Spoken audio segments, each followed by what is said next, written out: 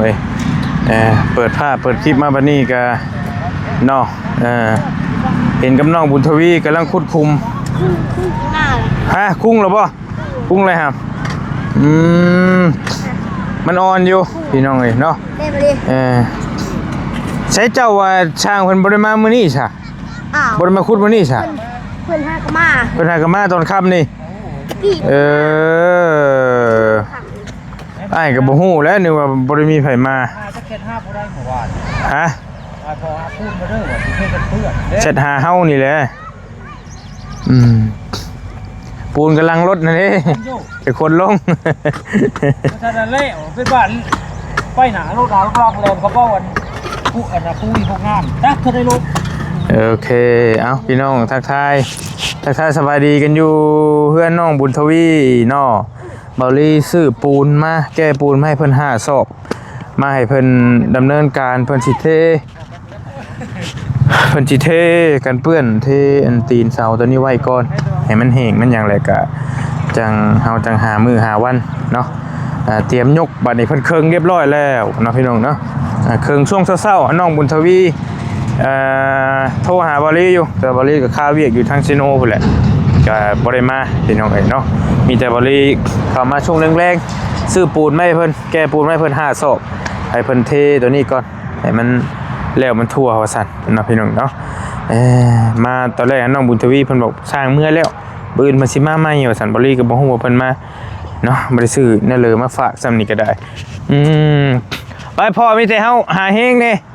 มันยกปูนลงซอยนี่โอเคบริซื้อปูนมา5 กระสอบพี่น้องเนาะลองบ่มีบ่ฮัมเขามีผาย่างเขาพวกยันมันยันน้ำหมกมีมันจำแข็งบ่ไปหาไม้ปูน5 ศอกนึงดอก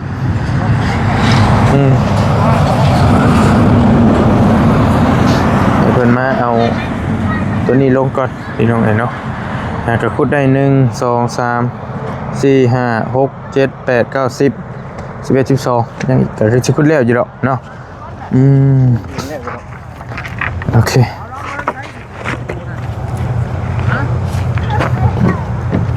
พ่ออยู่ว่าพ่อ5 ศอกโอ้ยเดี๋ยวผมตีน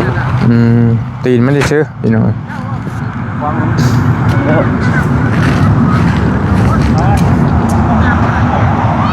สอบละ80,000 400,000ไปหน่อย5 สอบนี่กัน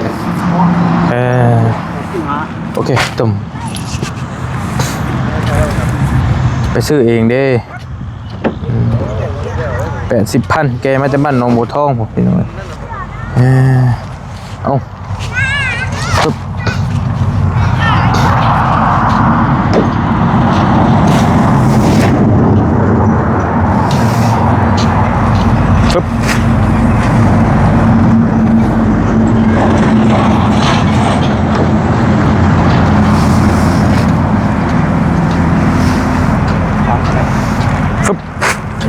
โอเค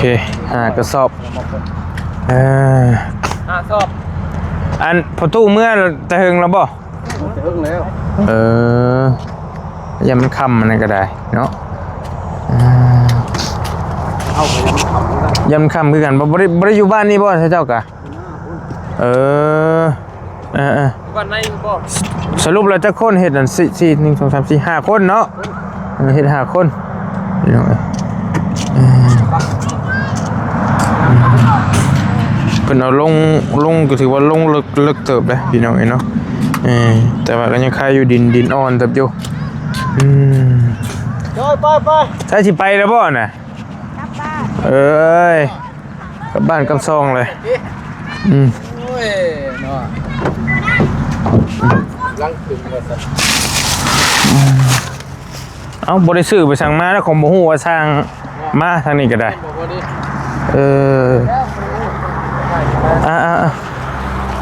ใช่พ่อเอาไว้แบ่งกินก่อนนะพอมีเฮงแกะไว้กินน้ำกันนี่แหละบรรยากาศลูกอากาศดีบ่ ผ่านดิ โอกาสเอาไปฟังอีกซะเนาะ ปล่อยมากเลยพี่ มาตัดผ้ามาอีกไม่นี่ก็จนบ่มืดพี่น้องไอ้เนาะบ่แล้วใช่วันนี้เนาะไอ้เนาะ แล้วมือ เอออันนี้ได้ระดับระบ่นี่ไอ้ ยังบ่ได้เลยนี่ เอาลงจักเม็ดฮะ ประมาณเม็ด3เส้น4เส้น เม็ดปลายเพิ่นบ่เอาลงเนี่ย ป้ายเพราะว่าที่ก็จะเอาขึ้นประมาณอยู่โชโก้ อัน 40เส้นขึ้นตนาดินตัวนี้ ก็บ่ขึ้นหั่นบ่ เจ้า เออ ต้นทุนพวกที่เจ้าเนี่ย เจอก็แม่นอยู่แต่ว่ามันเดี๋ยวมันก็บ่ได้ต่ำติธรรมดาติ แล้วก็บ่ได้ต่ำแล้วพี่เลยเพิ่นอีกลื่นนี้ บ่ตัวหลังคามันหั่นนะ โอ้มันก็บ่ได้ต่ำเลยมันเศร้า เดี๋ยว 4เมตร 4เมตร50 ต่ำจะบ่ได้ต่ำเลยมันว่าจากสูงโผล่ไปจาก อยากสูงโพดบ่ เรียนดินบล็อกและตัวนี้ครับเป็นบ่อเป็น ก็ยามันแล้วแต่ว่าเฮาก็เบิ่งให้มันให้มันพอดีนะพอดีสมพอดีงามมันนะบ่ให้มันต่ำหลายบ่ให้มันสูงหลายเห็นไหม มันยังไม่ได้เลย จะลงมาด้วยหามได้ทำได้ฮะ นี่ เบิ่งจะลงเบิ่งพอดีเครื่องโตเจ้าเบิ่งเหยียบชิมจกเด้อเป็นแต่อันลงผิด เพิ่งจะเพียงลง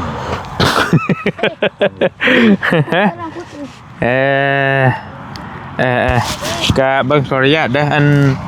สรุปแล้วก็ได้คุยกับเพิ่นครั้งนี้ได้คุยกันกับทีมงานแล้วล่ะว่า เจ้าแล้วเลย ว่าต่างเอาให้เฮาเอารถมายกกันบ่ เจ้า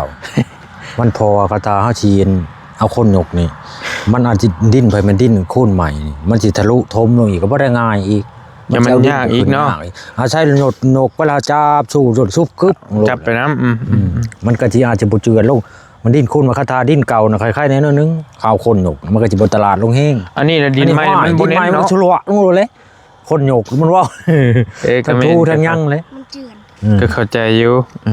ก็แม่นว่าเฮาขุดแต่ตะบิดพุ่นใครแน่เฮาอันเอาคนยกครับเพอมันสิบ่เจือนเป็นดินเก่า แม่นอยู่ เป็นดินใหม่นะ เพราะง่ายๆถ้าเฮาได้ขุดก่อนแล้วจังมาถมหั่นน่ะเนาะ อยู่ ไผ นี่เฮาปฐม ก่อ ก่อน ผ้าเช้าเรียบร้อยแล้วเฮามาถมแม่เฮาก่อผ้าชอกผ้าเช้าเรียบร้อยแล้วเอาเข้าดินก็อาจสิบ่เปลืองปานนี้ ก็บ่มีปัญหาดอกนี่ก็ได้อยู่ดอกก็ก็ตามนั่นแหละพี่น้องก็เราได้คุยแล้วบ่ใช่กับรถด้วยให้เฮาหามา ยังบ่ทันได้ไปหาว่าบ่แม่นมีปัญหานะครับอันนั้นก็เขาพ่อน่ะก็ที่เจ้าเอาก็ที่เจ้าก็เอาข่อยก็ยังบ่ได้ไปพุ่นน่ะก็ได้ คันมีเวลาก็ให้ถาม มีเวลาก็สิถามเบิ่งเพราะว่ามันก็คำมารุดก็ดีกว่าบ่รุดคือว่า แม่รุด10,000 20,000ก็ดีกว่าบ่รุด มันหลายเสา หลายเสา ตื่นการเป็นได้ซั่น กันได้ พี่น้อง ก็เริ่มบ่ได้ไปมันก็เป็นบ้านเนี่ยนะก็จะไปทางใดมาในนี้มาตอนเช้าแก่ไม้มาตอกได้ไม้อันเดียวแล่นเข้ามาผู้โรงงาน ไปก็บ่ได้ซ้ำคนลายล่อคิวกลับออกมาอีกโง่มาใช้ต้นนี้อีกก็สิฮอดว่าประมาณ3โมงบ่ได้มาขุด จะไปยังก็ เป้าผู้ใช่อ้อ โอ้ เขานัดในเป้าผู้นี่เลยเป้าผู้ โดย เอาคุย สมชันโยเล่โอ้มันนี่ก็แม่นว่าพากันมาโฮมกันแต่เช้านี่มาช่องคน ว่าน้องเพิ่นบอกว่าช่างเพิ่นบ่ได้มาบืนสิมาขุดว่าซั่น สร้างคนมาประกบลุงหน่อยบอกว่า มีแต่เฮา สร้างไปมามืออื่น เฮาก็ยากเวียกอยู่เชโนก็เลยเอาแก่มาแก่ปูนมาให้ก่อนไหมนี่ล่ะเพิ่นสิให้แต่เช้าบืนหั่น ลุง น่ะ หน่อยบอกว่ามึงมีใครมาสร้างมานี่ หมอของผู้อยู่ผู้เดียวได้ขอยกับปบไปหุ่นเป้าผู้ตอนเช้ามานำกัน2คนกับเป้าผู้หมอนี่เพิ่นแล่นลงซัวน้อยหมอนึงก็ได้ งัวเขาชวน บอกว่าสร้างไปมามือนี้ส่งเสียงไปบอกบรีรถก็เลยสูง แต่พอตู้เจ้าอันเพิ่นเว้าหามื้อหาวันแล้วบ่มื้อใดหาม ลุงบูบู แต่ว่าตามคุยกับเราว่าบ่ ก็สิตามคุยกับเจ้า เมื่อวานนี่ได้เราบ่แม่นมื้อนี้จะค่ำจ้ะจักอยู่บ่9ค่ำหรือ10ค่ำ10ค่ำบ่หรือ11 ประมาณโมง11นี่แหละหรือ11หรือ12มันก็ลืมว้าวก็อยู่นำเมื่อวานกับโพสี เราว่าออกไม้คำหนึงน่ะงาม เอาไว้คำ วัน นึ นี้ ง จะ คำหนึ่งน่ะงาม คำหนึง บรีเมื่อวานนี้มึงเห็นบอกเราบอก11 บ่แม่นอย่าดอกแต่ว่ามือตั้งหั่นน่ะมือยกหั่นน่ะ มันออกใหม่คำนึง ถ้าบ่ได้คำหนึงก็ชามคำเราอ่ะ คำแม่นระวัง มือเพิ่นน่ะ คำบ่ทันระวัง ก็ไอ้ก็อย่าแล้วเคิงไว้อัน มันเทกันเปื้อนเวียนมันแข็งอยากคิดว่ามันได้ช่องมือช้ำมือแห่งดี พอดีแล้วมันจังมันแดดมันนี่เด้เทพื้นมันก็สิเอามุ่งประมาณ8เซน กันเปื่อน แล้วจะช่างพิจารณาเบิ่งรถตอนนั้นบ่มีปัญ ถ้าว่า หา บ้างไรก็บ่ได้ได้อย่ามันหลุมลวดลงหนัก มันก็ อันมอง8เส้นไปแล้ว ก็ตามคุยกันนั่นแหละพี่น้องก็อันค่าตอนนั้นนั่นออกคนละครึ่งก็คุยกับอ้ายแล้วว่านี่แหละก็แม่นบ่ยังไงก็11,000ดาวบริจ้างนี่ที่เหลือเฮาจ่ายเองค่ายกนะ เจ้าบ่ยาก ต่างซอยกันเฮ็ดได้ ซอยกัน พี่น้อง อันนี้ก็ตั้งซอยเฮือนเลยจังหวะว่าสลาวไม้กูฟ้าก็คือเว้านั่นแหละอยู่มัน อันนี้ห้องไม้ห้องอ้ายบ่นี่ ห้องคอยนี่แหละเอามาแกมาแต่เช้า อืมอย่าแล้วมันแล้วก็ตีเมื่อเนาะแต่ก็ไม่เป็นนี่แหละบ่ลีต้องไปหา แต่ไม่เป็นนั่นแหละ ปูผู้เฒ่าไปซื้อบ่วะให้แล้วเราไปซื้อบอกมื้อน่ะว่าเจ้าก็บ่ได้ซื้อมาก็รับไปแลนไปซื้อ แต่เฮาลืมล่ะ ซื้อ อย่าแล้วเราซื้อมา เราซื้อมาโล ลายบ่โลเดียวนึงบ่ เดียวของบ่ได้มันบ่ได้ตอกลายแต่บ่เอาซื้อมาโลนึง โล30นี่แหละ บ่เกิน30ดอกประมาณนั้น แล้วก็ได้10คุมเนาะแล้วก็ได้10คุม ตัวนี้1 2ยังบ่เลว3 4ยัง5คุมยังบ่เลว อัน คุมนี่ นี่ใช้มันมีตัวไหนเนี่ยแล้วเนี่ยได้ซะ คุมบ่เลิกชุดเลย โอ้โห แล้วม่วนนี่ แล้วบ่ตัวนี้ ตัวนี้ก็เริ่ม ตกลงเบิ่งครับโอ้จนเพียงฮอดตัวนี้ก็เริ่มอยากได้มันเลยนะ2คุมนี่แต่ว่ามันยังบ่ได้จับระดับมันยังบ่ทันคักตัวนี้ จับขึ้น สิยังยัง4คุมนะยังบ่เลวคัก ต้องปรับใหม่อีก ตัวนี้2คุมนึงบ่6คูณ9เด้อพี่น้องเด้อ6คูณ9เฮือนน้องบุญทวีบ่กว้างบ่ห้อมพอดีอยู่แล้ว พอดีอยู่พอดีครัว พอดีอยู่ถ้าว่าเว้า พอดีรักษา แม่นถ้าว่าเว้าอยากได้มันก็อยากได้ใหญ่แล้วไผก็ได้เนาะ เว้าเรื่องอยากได้มัน เอาเป็นชาวคูณชาวไปกันแล้วนะไปแล้วรอ5กันเว้นไปแล้วก็ยังไปนอนอยู่บ่เดียวคือเก่า อนามัยบ่ทั่วอีกกว้างหลายก็ได้ คือเขาเว้าอะไร นี่น้องเอ้ยอันเล็กเด้อ้ายเพิ่นว่ามันเป็นได้ใดเบิ่งมาเบิ่งดู มันน้อยโพดเพิ่นว่ามันสร้างใหญ่เพิ่นแล้วเพิ่นเอาเคยน่ะสร้างใหญ่แล้ว สร้างใหญ่บ่พุ่นน่ะ โอ้ยเฮ็ดแถวเวียงจอกเวียงจันทน์บ่ได้เพิ่นมันน้อยโพดเพราะว่าแต่ว่าเล็ก10อยู่แต่ว่ามันมี10จ่อย10ตุ้ย อันนับเบิ่งแล้วบ่นับเบิ่งแล้วบ่ครบอยู่บ่อ้ายช่างมา ก็ครบอยู่ตามสั่งนะแต่มันสิบ่ครบเขาว่าให้ใช้4เส้นบ่ให้ผมมันก็บ่ครบแล้วบาทนี่เพราะว่าไล่ใช้2เส้น2เส้นมันก็สิบ่ถึงอีกมันตกอยู่8เมตรอันนี้นะ อันนี้ พอเขาเลข10นะมันอยู่ได้10เมตรอันนี้มันหมด10เมตรอันนี้นะมันมีแต่8เมตรมันเป็นเลข8เขาเข้าห้องตะกี้นั่น มันเป็นรุ่นจอยเนาะ มันรุ่นจอยเขาอันเนี้ยเขาเป็นแถวโรงเรียนเขาเลข10จอย รุ่นจอย มันรุ่นก็รุ่นนั้นตู้ 12นี่12 แต่ว่าคันว่าใช้นี่มันสิบ่มั่นใจบ่คักปานใดบ่ บ่คักบ่ได้เลยมันน้อยพอใส่โชคเส้นบ่ยังคัก ก็4เท่านั้นแหละซั่นน่ะ ครับ4เลย4แหละคันว่าอื่นได้มาแล้วอ้ายจดให้เฮาหน่อยเด้อหรือว่าให้แล้วก็บอกน้องเพิ่นว่าเอาหยังเพิ่มจักเซนแต่ส่งบอกเฮาเขาว่านั่นแหละเฮาสิได้ซื้อแล้วสิแก้มาเลยด้านมาเลยแต่ว่าจะให้มัน คำซื้อเขาใส่สีแล้วมันสิได้ซื้อให้ผู้เพิ่นเป็นนั่นแหละผู้ชายใหญ่แหละบอกมา ไล่เบิ่งคักมือจังซี่ แต่ว่ามันบ่มีปัญหาหรอกพี่น้องแต่ว่าเฮาก็เอาเพื่อความมั่นใจเพิ่นว่าเอาให้มันแน่นก็เอาใส่ซีกับซีเนาะใส่ซีผมเล็กมันเขาเล็กใหญ่เฮาใส่ช่องก็ได้ เล็กมันอยากจอยในจักหน่อยว่าซั่นบ่มีปัญหาตัวนี้เฮ้ชายก็ใช่คือเจือนได้หำไผมาลิ้นอันนี้ โง่อ่ะ มาควัดบ่ โง่ขอโทษหินกับชายมาเบิ่งจะว่าน้อยใต้เด้ อันนั้นแหละยังวะ คือว่าคำว่ามันเป็นว่าที่โยมันกี่สมมุติหินน่ะมันได้ซ้ำนี่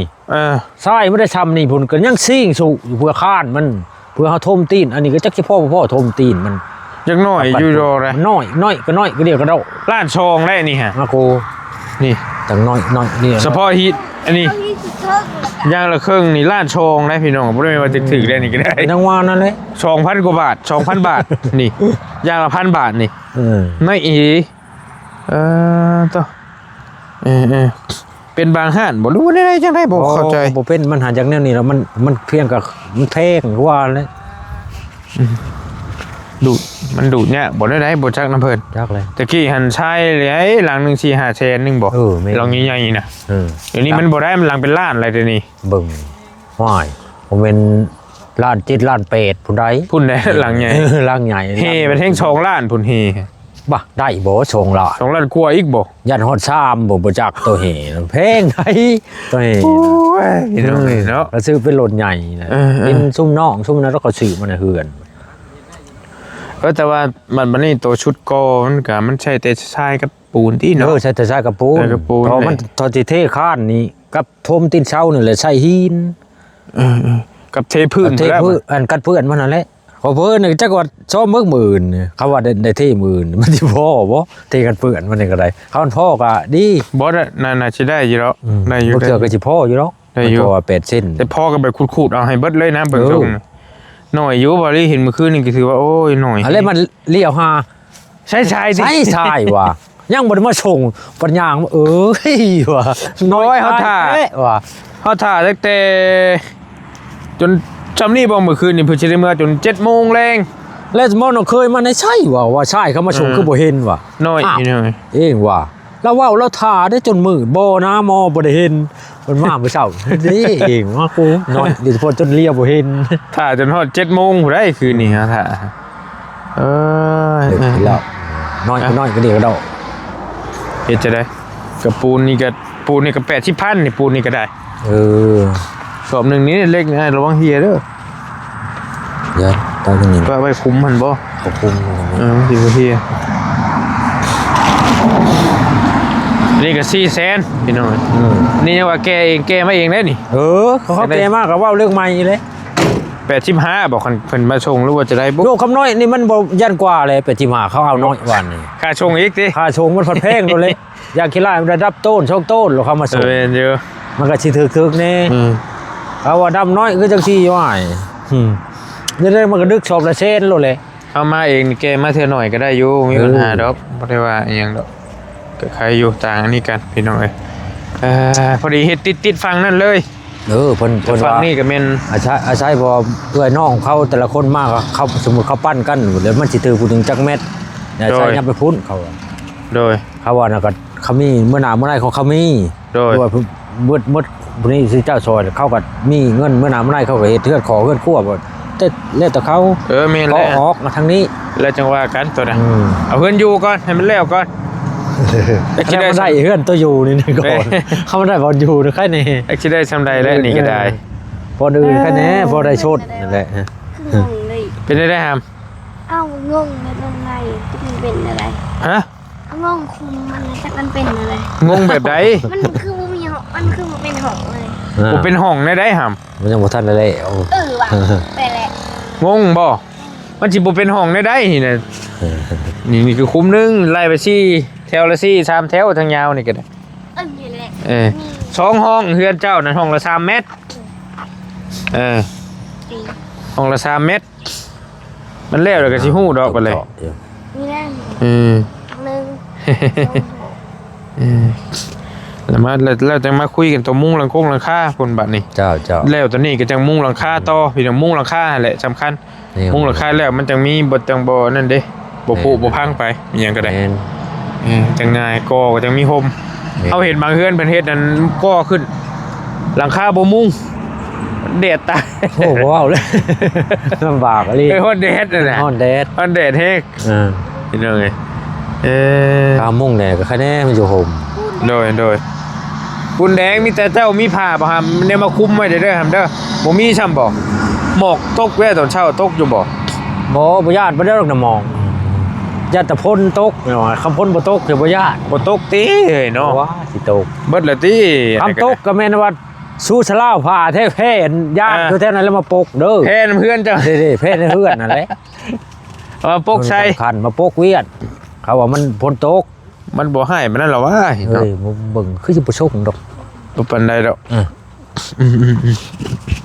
เพื่อนคือบ่มีว่ะ เฮ้ยมันจะมีมัน 5คนทั้งเบิดน่ะพี่น้องเพิ่นมาเฮ็ดนํกันก็สิไหวอยู่ดอกมีแต่ผู้ใหญ่เด้ผู้แก้เชื่ออันบ่ผู้เก่งๆแน่น่ะ ผู้แก่ชื่ออะไร เออ สร้างคนสร้างใหญ่มาแล้ว เออ เรื่องผู้เฟรวีอ่ะ ผู้เพิ่นมีเมียน้อยแน่จักหน่อยฮะ พี่น้องเนาะบ่ยาวแซวเราอยู่กินนี่ เล่นเราที่เจ้าแซ่บร้านหอมเลย ยังไงวะ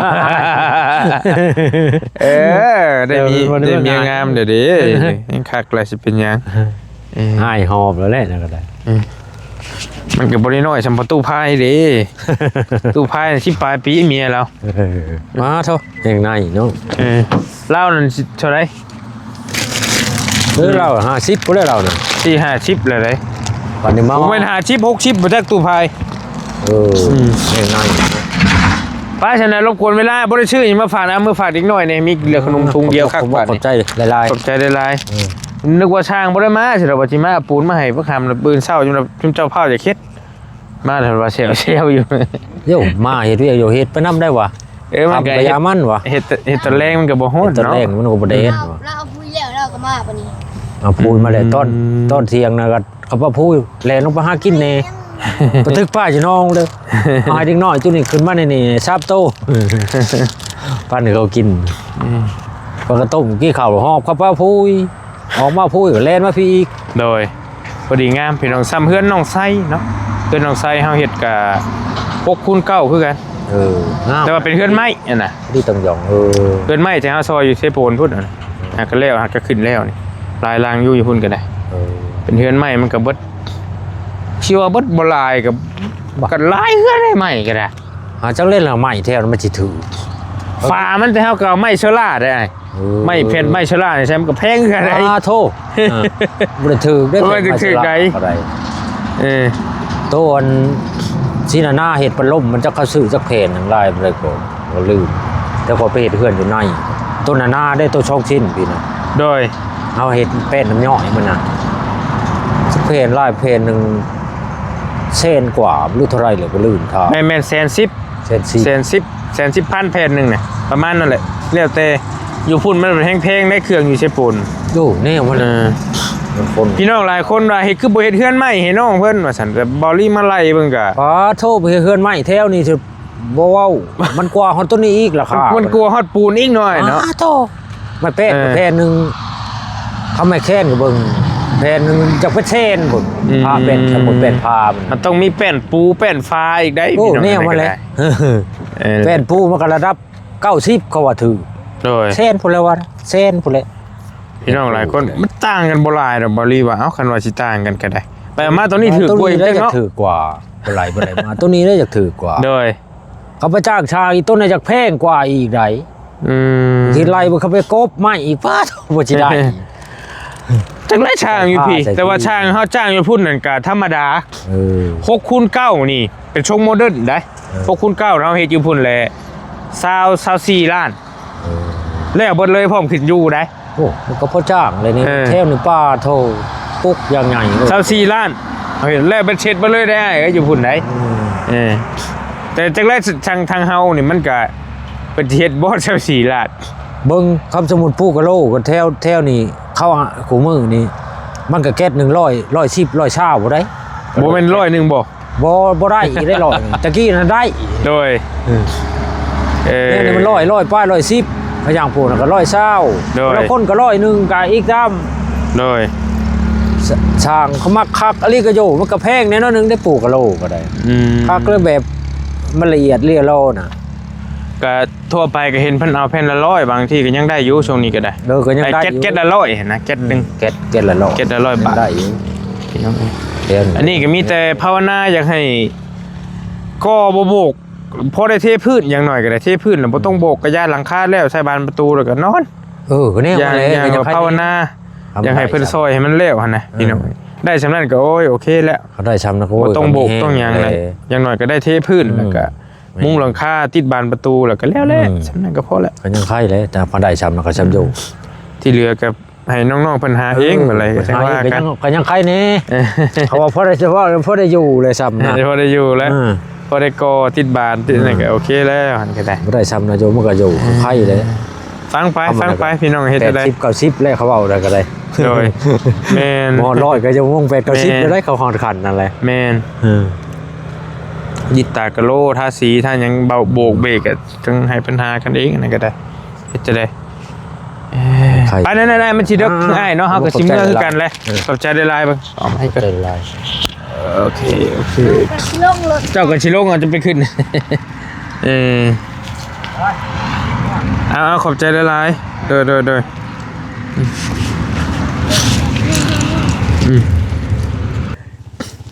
หลับตา ไปเมื่อป้าได้บัตรนี่ ของเต้นั่นน่ะ เท่บ่เท่ก็โยเจ้าชุดละ สัตว์เนาะโอ้ย เอ้ มันถามกันได้บ่ บ่ใครบ่มาแต่เจ้าคนมัน ใครอยู่มันไอแจกนะ พากันมาช่วงค่ำพี่น้องหลายทางไปแต่เฮาก็ได้มาพาแวะหาน้องเป็นช่วงค่ำบ่รีแก้ปูนมาสองหนุ่มมันก็มานำมื้อนี้ก็ได้เนาะ แต่ป้าได้บืนนี่ ไปใช่น่ะ เราสิขึ้นชิปพลแล้วอ่ะ ไปแบบไรน่ะไปแบบไรเงี้ย สองเที่ยว เที่ยว นั่งเซลรถเซนโต บ่มีเงินร่วมมันน่ะ เท่าไรนั่งแต่เชโน่เฮาขึ้นฮอดเซปูน เจ้ามันเส้นหาบ่ เซนปลายก็พอจ้างอยู่บ่ได้เป็นไก่เลยเอ้ย อยู่บ่เว้ย จังหวะแต่ว่าข่อย บ่ฮอดนะ แสนหนึงบ่ ไปนั่งมันแสนนึงบ่ดี กำลังว่าได้สิปวดฮอดน้องบุญทวีน่ะแซ่บ แสนหนึง แสนนึง แล้วจากนี่ลงเชโน่ก็50 คิดว่างั้นนะ ไปนั่ง มันมีรถตู้รถยางอยู่ได้ก็ยังนั่งเย็นๆเนี่ยก็มีอยู่รถตู้ก็แต่ว่าเขาต้องรอคิวบ่ฮู้ไปรออยู่ไสคือกัน นั่นแหละคิวเฮานั่นแหละ วงอันชามเรียมเนาะก็เห็นบ่จันโบกให้ฝรั่งตอนนั้นรถตู้หัวยาวเขาบ่คักได้ มีอยู่แต่ว่าเขาบ่ออกแต่เช้า กับผ้าแท้ก็ขาไปพร้อมข่อยก็ได้ข่อยก็สิขึ้นอยู่ มือได้มือบ่ ก็บ่ได้ว่า พอเลยกันเลย ไปเด้บัดนี้เด้อันนี้เด้ เจ้าฮกข่อยน่ะเจ้าฮก พอดีคาดหน่อยหนึงพี่น้องพอดีทั้งพ่อเพิ่นโทรมาหาเนาะข่อยสิขึ้นเชโปนหั่นก็บ่เฮิงดอกข่อยก็พอมีเวียกมีงานอยู่พุ่นก็หลายเติบอยู่ เพื่อนไอ้ฉันกันยังเงินชาวล้านบ่ได้จ่ายแล้วก็ได้ซะ2ล้าน ไปผู้เดียวมัน ก็มีงานหลายอยู่บริทางเหนือก็ได้ทางพี่ก็มี ได้เลยเนาะ ดึงๆดังๆอยู่แม่น มันหลายมือแล้วข่อยอยาก ก็ขึ้นก่อนก็ได้บ่เป็นหยังนั่งรถบ่พอ 2-3 ชั่วโมงดอกก็ฮอดแล้วคันเจ้าภาพก็ได้ รถตู้สิไว้อยู่ เออ แต่ว่ารถนี่มันใช่ บ่เฮิงปานใด เป็นได้กับหมู่เสียชาคุณผู้ชม ไป จ้างค่อยไป2ล้านว่าจะขึ้นไปส่งไป ตามบอดี้พุ่นไหน วิชานักเก่าเนาะ โอ้เติมน้ำมันมันก็ จะเติมเท่าไรก็เติมครับนั่งเซนเดียวเซนเดียวเนาะ ยันว่าจะมาจากนั่งเป็น VIP นั่งโกโก้ขับขึ้นเองรถก็ได้นะ ให้ค่อย2ล้านว่าสิไปส่ง พิจารณาเด้อเล็ก เออ กินเพื่อนก็ได้ โอเคไปนั่นเด้อหามเด้อมีแต่บืนประตูเจ้าก็มาอยู่แล้วอ่ะมื้อนี้เพิ่นมากินข้าวอยู่พี่บ่สร้าง บอก รวมเพิ่นกินเฮือนไผเฮือนมันติบ่ ไม่ได้เงินเงินมัน พอมีแต่พี่น้องกันใกล้ๆนี่นะเฮือนนี่หลังนึงนี่ อันนี้มีอะไรบ้าง แม่นเฮือนอยู่เทิงพุ่นหลังนึง จิเมื่อกี้นี่บ่ แม่น ได้อยู่ฉันใจพุ่นไหน บ่ลีก็บ่ได้เว้าเรื่องข้าวเรื่องน้ำนำเพิ่นเลย มีซำใดก็กินซำนั้นนะเอาว่าก็ได้ ทำอะไรเนาะ เฮาก็คือว่าหั่นแล้วงบนี่ก็มีพอตั้งให้เพิ่นนี่ก็ดีแล้วหั่นนะว่าซั่นซะ ว่าตามตรงเลย แม่น เพื่อนว่ามันก็ทั่วไปอยู่ได้อว่าเฮาก็บ่ได้เรียกเขาเรียกน้ำเพราะเขาจ้างขาดเลยเด้ แม่นจ้างขาดแล้ว เพราะว่าตามจริงน่ะมันขึ้นอยู่กับอันมา น้ำใจเฮา ใจเฮาเลย ถ้าเฮามีเฮาก็ให้กินแต่บัดนี้ก็น้องเพิ่นมันก็บ่มีอยู่แล้วสิเอาหยังชูกินหั่นนะก็ เช่นเลยเนาะ ตามเหตุตามปัจจัยหั่นแหละพี่น้องเฮ็ดจะได้เพราะว่าแม่งขนมหวาน ปกติเพิ่นก็กินข้าวอยู่เฮือนเพิ่นอยู่แล้วเด้ แม่นล่ะวะ เอ็นใส่กัน เฮ็ดรีบไปถามว่าไว้ขาไก่ของเรา บ่ฆ่าก็ย่าบ่ฆ่าก็ย่า ขารถทำขารถ ใกล้ใช่น่ะ ไก่ห้อง ใกล้ บ่ เจ้า ฆ่าก็ย่า ขาไม่นะ เป็นซุปเลือดไก่นี่เป็นไงเนาะ ไปของแม่แปรลูก บ่ฆ่ามันก็ย่า ว่าตู้บัวขาอันสางกิน ไก่สร้างกิน ถ้า ก็ได้แต่คาบเดียวหั่นแล้ว ถ้านี่บ่อยากให้ฆ่าบ่ได้แล้วสัตว์สิ่งนี่ ขาแม่ก็ได้ลูกอ่ะไก่บีม ขังงัวเลยบ่ ถามง่วงนะเจ้ามีบ่งว่ะ ขางนอกเท่าน่ะ ป้าบ้านนะไปเอาเมื่อเอไปเตะไปผมบอกเอามากันไปเอาพ่อเห็นเตะเขาบอกขี่เตะไปเอามา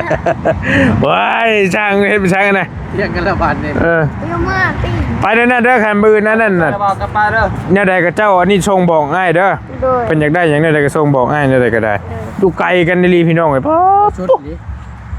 มันสิมอสิเครื่องขึ้นเชฟโปนน่ะได้มานี่ก็ได้ สีหอดปลาล้านเลย